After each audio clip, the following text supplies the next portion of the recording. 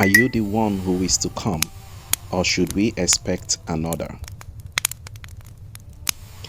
John may well be the greatest of those born of women, as Jesus himself affirmed. But today, we see his weakness.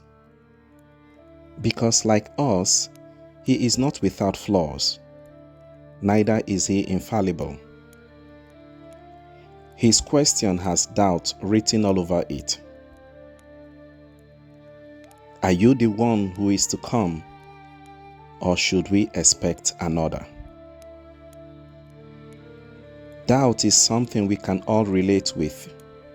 There must have been times when we too became disenchanted with God, especially when, like John, we find ourselves in a bad way.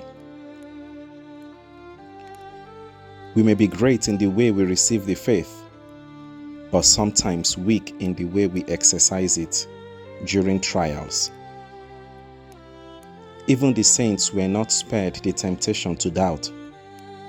Saint Jean-Francois de Chantal suffered frequent doubts and temptations against the faith late in life, yet she remained cheerful and active. Saint Therese of Lisieux, faced with the same darkness, responded with determination, crying out sometimes, "I will believe." And listen to the words of Saint Padre Pio, who once wrote to a fellow priest about his struggles. He said, "Blasphemies cross my mind incessantly. False ideas of infidelity and unbelief torment me. I feel my soul transfixed at every instant. It kills me.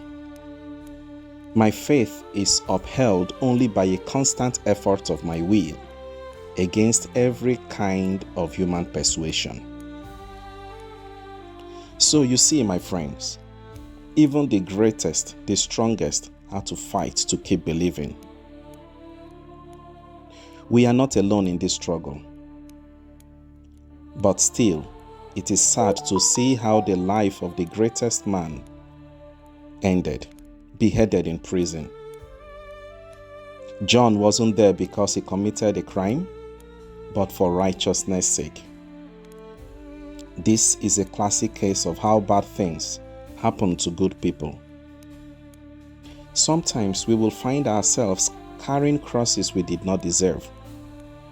We may question, like John, the rationale for such suffering. Why would God allow this to happen? Why will God permit this sickness? Why does it seem that my prayers go unanswered? I suppose we've all been there, to that point of near despair, despite the depth of our intimacy with God. Dear friends, I may not know exactly what you're going through, but I know this much, that God is not destitute of your pain. Jesus said to John in reply, "Blessed is the one who is not offended by me." In other words, through thick or thin, we must remain consistent in believing. Let us then ask God for the grace of perseverance, because, as Jesus said in Matthew chapter 24, verse 13, those who persevere to the end will be saved. No matter what comes our way, may we never speak from the depth of our anguish, but always from the depth of our faith. Amen.